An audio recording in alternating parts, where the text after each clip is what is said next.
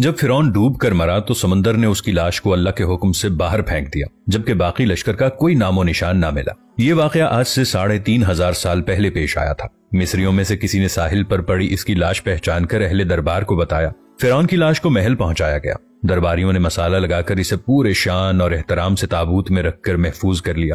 حنوط کرنے کے عمل کے دوران ایک غلطی ہو گئی۔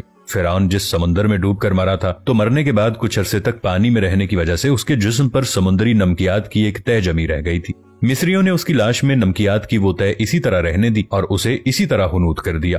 وقت گزرتا گیا، زمین اور آسمان نے بہت سے انقلاب دیکھے جن کی گرد کے نیچے سب کچھ چھپ گیا، یہاں تک کہ فرعون کی حنوط شدہ لاش بھی زمین کی تہوں میں چھپ گئی۔ ان کے نام صرف کتابوں، ان کی تعمیرات اور لوگوں کے ذہنوں میں رہ گئے۔ اس واقعے کے 2000 سال بعد اس دنیا میں اللہ کے آخری نبی حضرت محمد مصطفیٰ صلی اللہ تعالی علیہ وآلہ وسلم تشریف لائے۔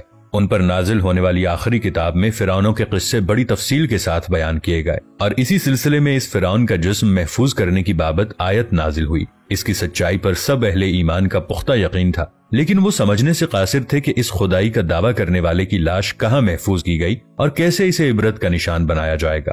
1871 میں مصر کے الغورنیہ سے تعلق رکھنے والے غریب اور معمولی چور احمد عبد الرسول کو فرعون کی حنوط شدہ لاشوں کی طرف جانے والے خفیہ راستے تک رسائی مل گئی۔ احمد عبد الرسول نوادرات چوری کر کے بیچا کرتا تھا۔ ایک دن وہ دریائے نیل کے کنارے کے قریب تبیسا کے مقام پر اسی سلسلے میں پھر رہا تھا جب اسے ایک خفیہ راستے کا پتہ چلا۔ وہاں وہ نوادرات کی چوری کے لیے کھدائی کر رہا تھا کہ اسی دوران اسے کچھ لوگوں نے پکڑ لیا اور پولیس کے حوالے کر دیا۔ وہ جس جگہ کو کھود رہا تھا وہاں سے ملنے والے راستے کی جب مسلسل کھدائی کی گئی تو یوں 1891 کو دوسری ممیوں کے ساتھ اسی غرق ہونے والے فرعون کی لاش بھی مل گئی۔ اس کے کفن پر سینے کے مقام پر اس کا نام لکھا ہوا تھا۔ ان ممیوں کو ماہرین قاہرہ لے گئے۔ جب ان ممیوں کا تفصیل سے جائزہ لیا گیا تو فرعون والی ممی پر جمی نمکیات کی تہ سے تصدیق ہو گئی کہ یہ وہی فرعون ہے جسے اللہ نے پانی میں غرق کر کے بدترین انجام سے ہمکنار کیا تھا۔ یہ بہت بڑا واقعہ تھا۔ اس کی تصدیق کے لیے دنیا کے ماہرین آثار قدیمہ اور تاریخ دان مصر کی طرف بڑھے۔ مختلف سائنسی تحقیق کرنے کے بعد دنیا بھر کے سائنسدانوں نے تصدیق کر دی کہ دوسری سب لاشوں کی نسبت سے صرف فرعون کی لاش پر ہی سمندری نمکیات کی تہ جمی ہوئی تھی۔ اس تصدیق کے بعد اسے فرعون کی لاش قرار دے کر عجائب گھر میں محفوظ کر دیا گیا۔ 1982 میں فرعون کی ممی خراب ہونے لگی تو اس وقت کی مصری حکومت نے فرانس کی حکومت کو درخواست کی کہ فرعون کی ممی کو خراب ہونے سے بچایا جائے۔ اس کے علاوہ جدید سائنسی ذرائع سے اس کی موت کی وجہ بھی معلوم کی جائے۔ چنانچہ مصری اور فرانسیسی حکومت نے مل کر فرانس لے جانے کا انتظام کیا۔ جب فرعون کی لاش کو فرانس پہنچایا گیا تو ایئرپورٹ پر اس دور کے فرانسیسی صدر بذات خود حکومت کے اعلی عہدیداران، تمام وزراء اور فوج کے افسران کے ساتھ استقبال کے لیے موجود تھے۔ فرعون کی لاش کا استقبال کسی عظیم زندہ بادشاہ کی طرح کیا گیا۔ فوجی دستوں نے سلامی دی۔ فرعون کی ممی کو ماہر ڈاکٹروں کی ٹیم کے حوالے کیا گیا۔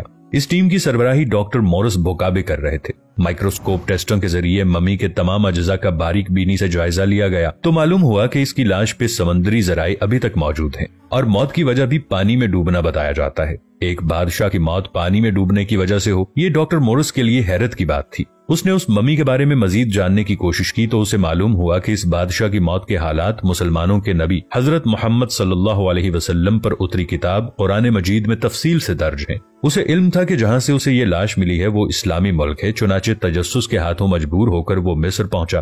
وہ ایک سائنسدان تھا۔